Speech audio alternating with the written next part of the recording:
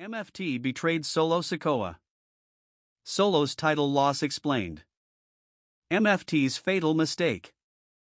Solo's biggest setback. The MFT fallout revealed. What if Solo Sikoa didn't actually lose the tag team titles because he was outmatched, but because the people standing beside him made one mistake that changed everything? And what if the biggest problem inside MFT wasn't the enemy in front of them, but the cracks forming within their own group? WWE fans have seen plenty of shocking betrayals over the years. We've seen friendships fall apart, alliances collapse, and teams that looked unstoppable suddenly turn into complete chaos. But what happened with Solo Sikoa and MFT has everyone asking one major question: was this just a mistake, or was there something deeper happening behind the scenes?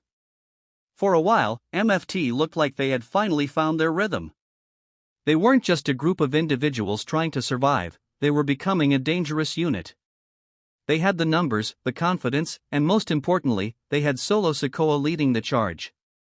When Solo walks into a situation, you already know things are about to get intense. The guy has that presence where even standing still feels like he's about to start a fight. But in WWE, having power doesn't always guarantee victory.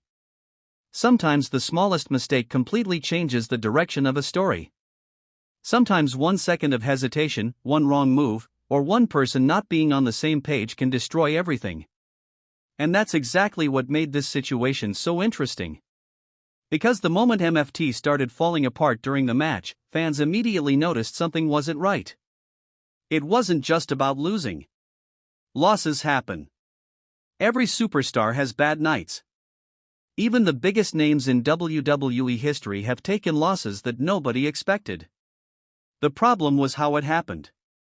Solo Sikoa was left exposed at the worst possible time. The support he expected from his own group wasn't there when he needed it most. And when you're someone like Solo, someone who has built his entire identity around control and dominance, being abandoned in that moment is not just a defeat. It's a message. And that's where things get interesting. Because now fans are wondering whether MFT truly had Solo's back, or if the group was already starting to show signs of weakness before everything went wrong. Was this a mistake? Was it poor timing? Or was there tension that nobody was supposed to notice? Let's be honest, WWE fans love trying to solve these mysteries. The second something weird happens, everybody becomes a detective. People are analyzing every reaction, every look, every tiny detail like they're solving a mystery. Someone could blink differently and the internet would be like, wait a minute, that meant something. But sometimes those small moments really do matter. Solo Sikoa has always been presented as someone who demands loyalty. Coming from the legendary Anoa'i wrestling family, loyalty and family have always been major parts of his character. The idea of betrayal around him isn't just a random storyline. It hits deeper because of everything he represents. So when the people around him fail him, it creates a bigger question: what happens when the leader starts questioning his own team?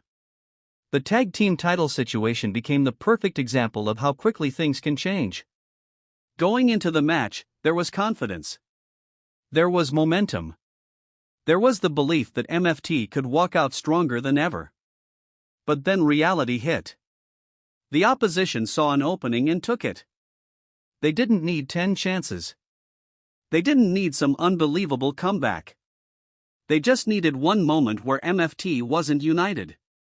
And that's the dangerous thing about tag team matches.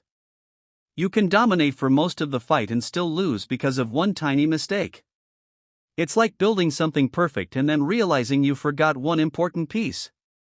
Everything looks good until that one problem ruins it. Solo Sikoa tried to fight through it. He showed the aggression fans expected. He showed that refusal to quit. But even the toughest fighters can't do everything alone. A team is supposed to be about trust. And once trust disappears, the whole foundation starts cracking. So now the question becomes, what happens next for MFT? Because losing the titles is one thing. Recovering from internal damage is another. If MFT stays together, they have to answer some serious questions. Can they actually move forward after this? Can Solo forgive them? Can they prove that this was just one bad night? Or is this the beginning of the end? We've seen this story before in wrestling. A group looks unstoppable, but slowly, small problems appear. One person feels overlooked. Another person thinks they're carrying the team. Someone starts wondering if they deserve more respect. And before you know it, the biggest threat to the group isn't another superstar. It's themselves. That's what makes this situation so fascinating. The match may be over, but the real story could just be beginning. Because Solo Sikoa isn't the kind of person who simply forgets. If he feels betrayed, he's not going to just smile and say everything is fine. This is wrestling. Nobody just calmly talks things out while dramatic music plays in the background.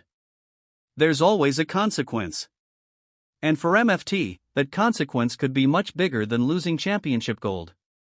It could be losing Solo's trust. If you're enjoying this breakdown, make sure you hit the like button and subscribe because these WWE stories always have more layers than they first appear. Sometimes the smallest detail ends up being the biggest clue. Looking back, there were signs. Maybe fans didn't notice them immediately, but the dynamic inside MFT wasn't as perfect as it seemed. Every group has pressure. Every leader has expectations. And when the pressure gets high enough, people start showing their true colors. The biggest mistake MFT made wasn't just failing to help Solo. It was showing weakness at the exact moment when they needed to prove they were strong. A group like this survives because everyone believes the person beside them will be there when things get difficult. But when that belief disappears, the entire purpose of the group starts falling apart. And Solo Sikoa knows that better than anyone. His entire rise has been built around being feared, respected, and followed. He's not someone who wants to be seen as needing help.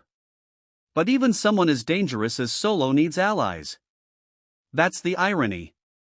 The person who looks like he needs nobody is often the person who notices betrayal the fastest. So now fans are watching closely. Will Solo try to rebuild MFT and make them stronger? Will he punish those who failed him?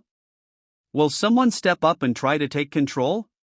Because in WWE, a loss is rarely just a loss. Sometimes it's the beginning of a transformation.